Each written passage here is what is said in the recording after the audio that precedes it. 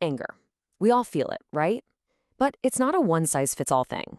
In fact, for every single one of us, it's totally unique.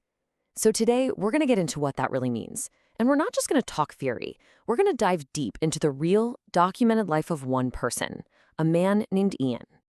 And let's just start with a really raw admission from Ian himself. This is from a private message he sent to a friend.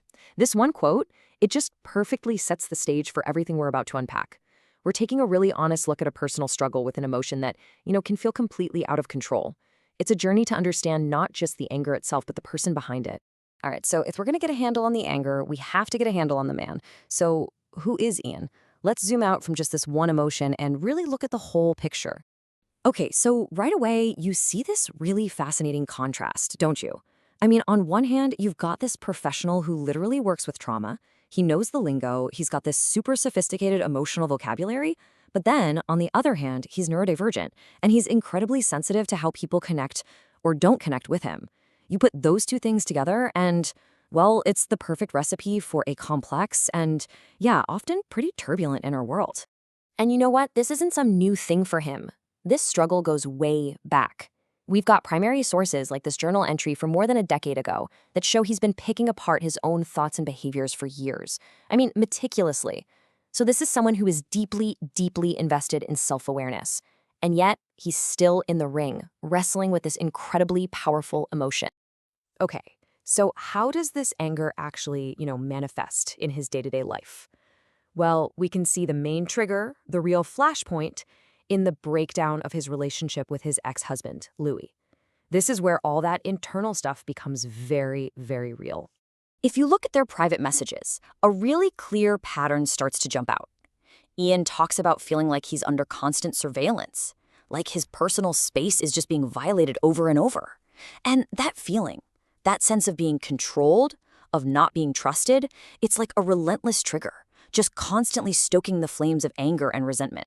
But then, when he's talking to his best friend Terry, you see this really crucial shift happening. See, in the past, he would have just internalized all that pain. But now, he starts to meet aggression with aggression. It's like we're seeing him process these blow-ups in real time, and his whole response is changing. It's going from passive to active. And this isn't just a one-off reaction. Over time, it actually becomes a conscious strategy for him. He starts to completely reframe his anger. It's not a loss of control anymore.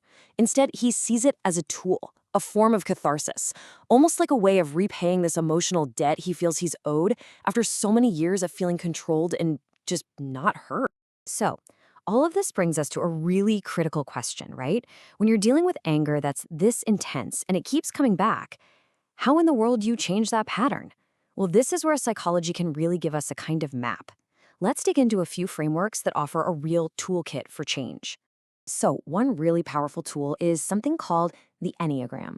Now, this isn't just about labeling behaviors. It goes so much deeper. It helps you uncover the motivations and the fears that are buried way down, the things that are really driving why you do the things you do.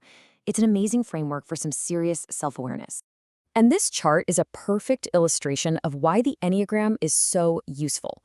What you're seeing here are 3 personality types from what's called the body center. Basically, that just means their instincts are really gut level, visceral. And get this, all 3 of them are driven by the same core emotion, anger. But look at how differently they handle it. Point 1s try to improve it or perfect it. Point 9s try to just ignore it, pretend it's not there. And point 8s, well, they just exude. But here's the thing, it's never about finding one magic bullet, is it? Real lasting change means you have to build a whole toolkit. That means the basics like self-care to keep you stable. It means communication techniques like reflective listening to cool things down in a conflict. And it even includes things like motivational interviewing, which is basically a fancy way of saying you're helping yourself find that internal motivation to actually want to change. Okay, so let's bring all this back to Ian. How can we take this toolkit and actually apply it to his situation? Let's tackle that big question we've been building towards. What should he do with all this anger? Well, when you look at all the evidence, his own words, his actions, that intensity, the way he fiercely protects his independence, and how he tends to just exude anger when he feels controlled, His profile is a really, really strong match for the Enneagram's point 8. You might know it as the challenger. So, what does it even mean to be a challenger? Well, at their core, 8s are driven by this deep need to be in control of their own life, their own world. So their anger, it's not just random rage. You can think of it more like a powerful life force that just erupts whenever they feel like their independence is being threatened. And all that defensiveness, that's a shield. It's protecting a vulnerability that they almost never let anyone see. And what's so cool about this, what's really fascinating, is that Ian is already on a healthy path for a point 8. We can actually see him moving away from that old pattern of internalizing pain and blaming himself, which is a super common trap for this type, by the way. He's moving toward a place where he's more assertive, more authentic, a place where he can actually name what he needs and own his experience. And this just goes to show you that psychology offers real, concrete, actionable steps. For someone like Ian, for a point 8, managing all that intensity isn't about bottling it up or suppressing it. No way. It's about redirecting it.